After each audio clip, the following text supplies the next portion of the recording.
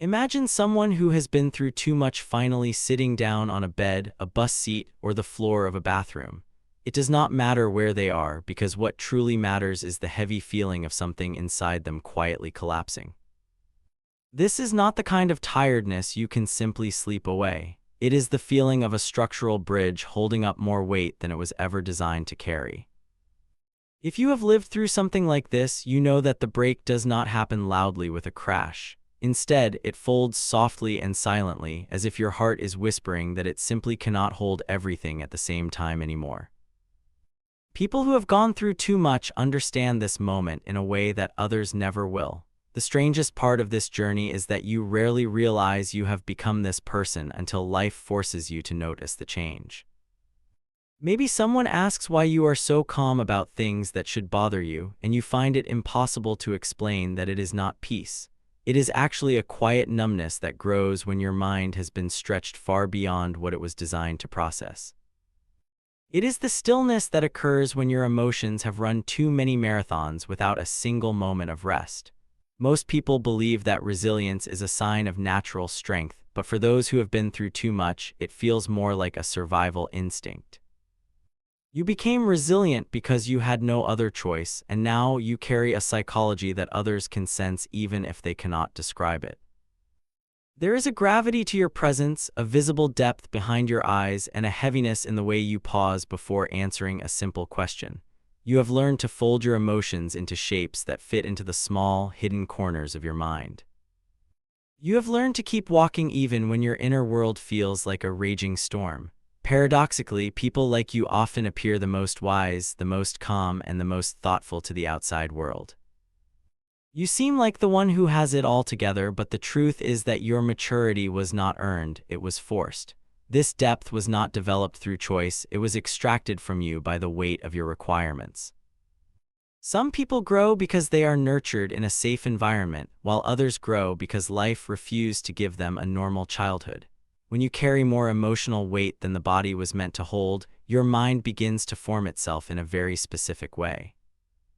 Psychologists call this emotional overcompensation, a state where the nervous system reorganizes itself out of desperation. Your brain adapts through hyperawareness and emotional bracing, constantly anticipating the worst even when things are fine. If you wonder why you overthink or scan for subtle tone changes in a conversation, this is the reason. Your mind learned early on that uncertainty was dangerous, so it built defenses you never consciously asked for. Even when you heal, remnants of these defenses linger like old architecture buried underneath a newly renovated building. You carry an invisible curriculum, knowing how to read silence and sensing tension before anyone else even feels it.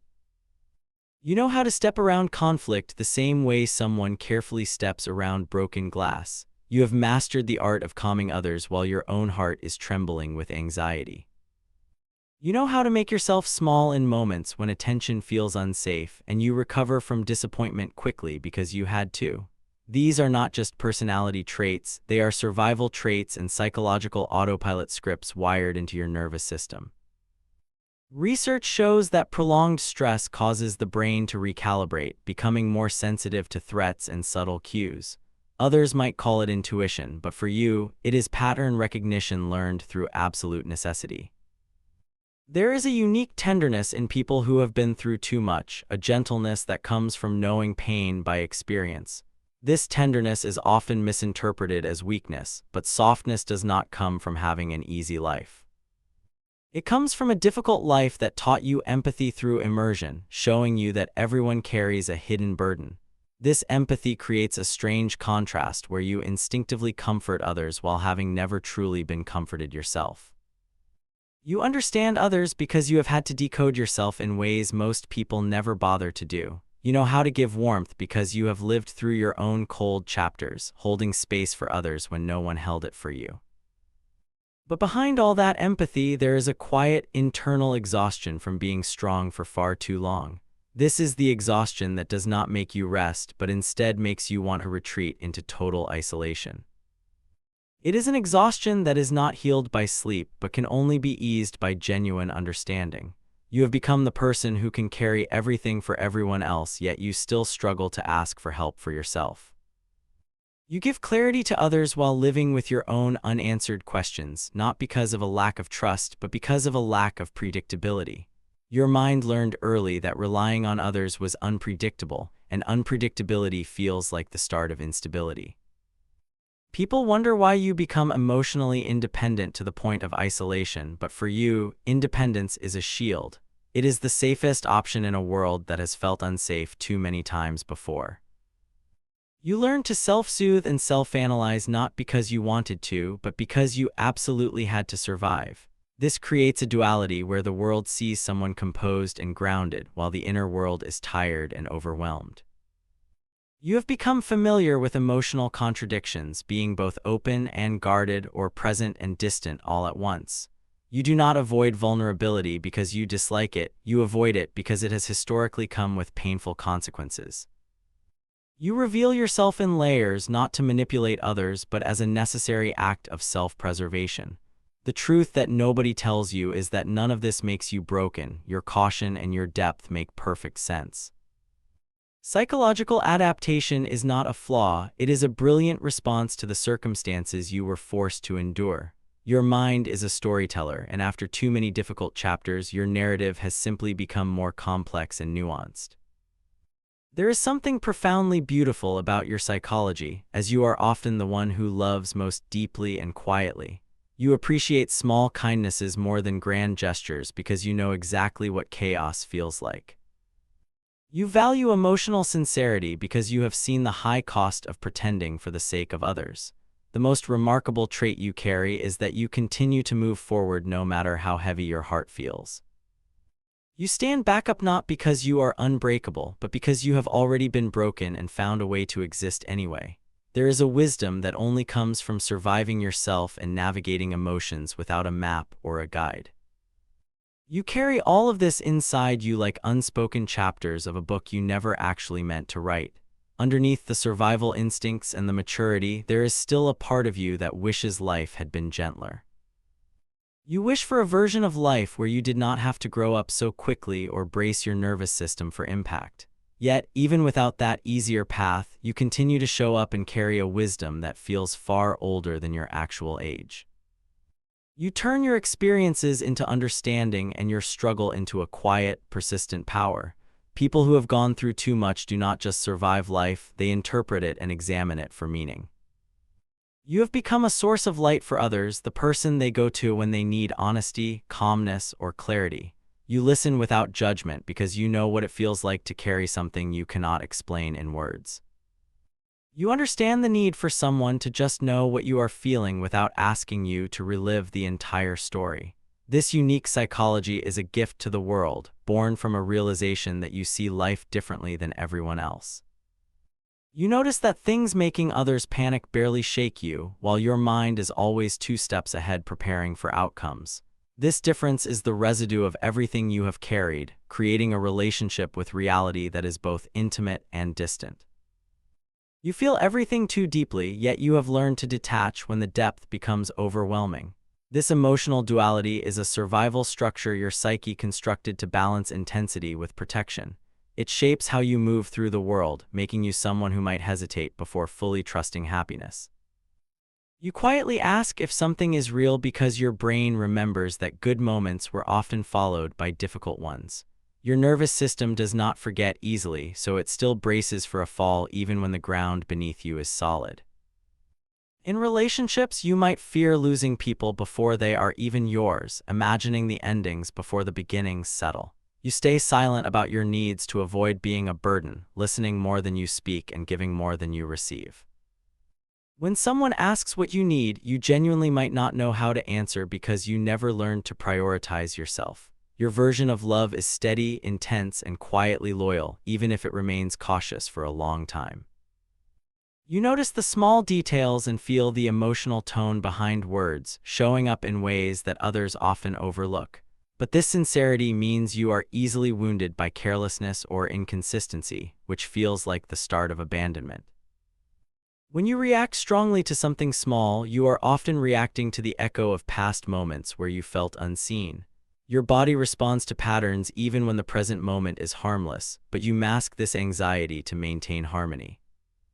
You fear being labeled as too sensitive, so you keep your internal storms private while acting as an anchor for others. You give perspective and meaning to your friends' deepest fears because you have been emotionally literate for a long time. This literacy allows you to see through masks and detect emotional shifts with the accuracy of a fine instrument. It is both a gift that connects you deeply and a burden that makes you feel responsible for emotions that aren't yours. You absorb and internalize too much, becoming a healer who eventually faces a very quiet, subtle withdrawal. You will not always say you are overwhelmed. You will simply become quieter and your presence will become lighter. You smile and say you are good because you do not want to relive the emotions by putting them into words for others. There is a quiet strength in you that endures, the kind of resilience that looks ordinary but is actually heroic. You have rebuilt yourself from ruins more than once, giving you an inner resilience that survives the coldest winters. You continue to try, trust, and love even when it scares you because you still crave softness and genuine connection. You do not just live through pain, you search for lessons in loss and clarity in the middle of chaos. This creates a worldview that is fragile because of your wounds, but powerful because of your real wisdom. You understand that people act out of their own wounds, making you forgiving out of deep comprehension rather than weakness. You carry an invisible grief for the versions of yourself who once trusted easily and felt carefree. This grief makes you more intentional and makes you cherish peaceful mornings and safe presences as sacred things. You are not defined by what happened to you, but by who you chose to become after the storm passed. You are adaptive, insightful, and emotionally complex in a world that often demands simple answers. Your mind is a testament to everything you have survived and every lesson you have managed to learn. You have the potential to be a lighthouse for others because you truly understand what it means to be lost in the dark. Your presence feels like guidance because you offer warmth without asking for anything in return. You turn pain into perspective and rebuild your inner world into a place where you can finally feel safe. Everything you became was not an accident, it was a result of high intelligence and emotional evolution. You are now capable of creating a future that is far gentler than the past you were forced to endure. You can break old cycles and choose softness without fear, no longer needing strength only as a survival instinct. You did not just go through too much, you grew through it, and that growth is now your quiet, permanent power. Now you realize that being strong was just the beginning of your story, not the end of it. You can allow yourself to breathe and rest without the constant need to brace for the next impact. The world needs your depth, but it also needs you to be at peace with your own heart. You have earned the right to be gentle with yourself, to ask for what you need, and to receive love without guilt. Your survival has led you here, to a moment where you can finally choose who you want to be without the weight of the past. You are the quiet warrior, and your journey has transformed your scars into a map of immense wisdom. May you find the comfort you have so often given to others, and may your future be as bright as the light you carry. Thank you for being the strong one, but remember that you are also allowed to be human. Your power is not in your ability to carry it all, but in your courage to continue anyway. You are seen, you are understood, and you are never as alone as your mind sometimes tells you. This is the psychology of those who have been through too much, a testament to the beauty of the human spirit. Carry your power with grace and remember that the gentlest version of your life is finally within reach.